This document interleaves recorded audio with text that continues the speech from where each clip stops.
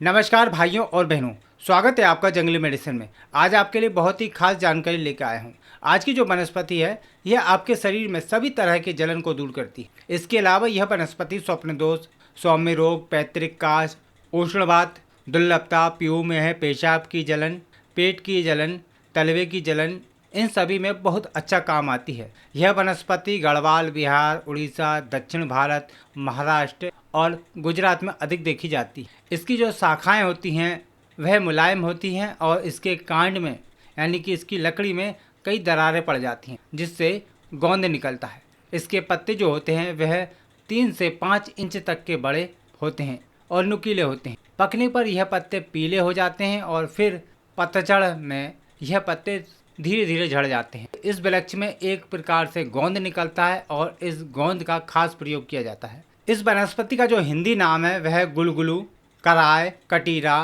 कतीरा, कुलुकुलू जैसा इसका नाम है। मराठी में इसको कांडो, कंडोल, काउची, कोली, गुजराती में काड़ाय, कागडोल आदि नाम से बुलाया जाता है। तेलुगु में इसे चापसी, चेंगू और तमिल में इसे शेकल या कावलश कहा जाता है। इस वनस्पति के कुछ नुकसान भी होते हैं, इसलिए कभी भी इसकी अधिक मात्रा में सेवन नहीं करना है। अधिक मात्रा में सेवन करने से शरीर में क्लेश उत्पन्न होता है और काम शक्ति का हास्य होता है, यानी कि दुर्लभता आती है। यदि इस वनस्पति का किसी ने गोंद अधिक मात्रा में सेवन किया है, उससे काफ़ी नुकसान हुआ है शरीर को, तो उसको दूर करने के लिए सौंफ का सेवन किया जाता है और मधु का सेवन भी किया जाता है। इससे हुआ जो नुकसान है वह ठीक हो जाता है।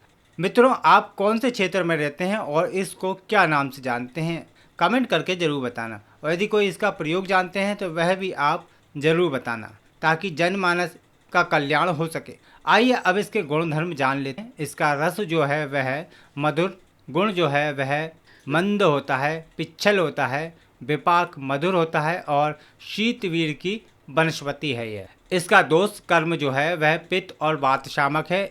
इसकी मात्रा 1 से 2 ग्राम है और कुछ लोगों को अलग अलग रोगों में 4 ग्राम तक प्रयोग कराया जा सकता है। आइए अब इसके कुछ प्रयोग जान लेते हैं। सबसे पहले जो प्रयोग है वह इस प्रकार से है।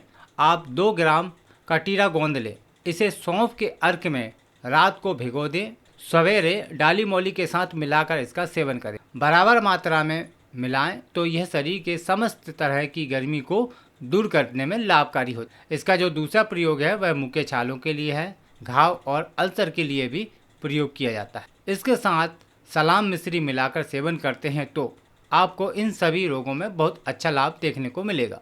ठीक इसी तरह से उष्णवात, पेशाब में जलन होना, ऐसे समस्त रोगों में आप गोंद कटीरा, कलमी शोरा का चूर्ण आपस में मिला लें और इसे शहद के साथ सेवन करें तो समस्त रोगों में लाभ मिलेगा। दोस्तों, इसका अगला प्रयोग है सोम रोग, प्रदर रोग, कटिशूल, दुर्लभता आदि में। तो इसके लिए आप गोंद कतीरा को घी में भून लें और 2-2 ग्राम की मात्रा में सुबह शाम सेवन करें तो समस्त प्रकार के रोगों में आपको लाभ मिलेगा। ठीक इसी तरह से जो लोग पीऊ मेह से परेशान हैं वह लोग गोंद कतीरा, कबाब चीनी, लोबान का सत्व, यवछार, वंशलोचन, छोटी इलायची के बीज, सेल खड़ी सत्व, विरोचन सभी को 3-3 ग्राम की मात्रा में लेकर बारीक चूर्ण बना लें और 1 से 2 ग्राम की मात्रा में बकरी के दूध के साथ या फिर मट्ठे के साथ सेवन करते हैं तो पीऊ मेह में तुरंत लाभ मिलता है। ठीक इसी तरह से पैतृक काश यानी कि जिसको खानदानी खांसी की बीमारी है और ठीक ना हो रही हो,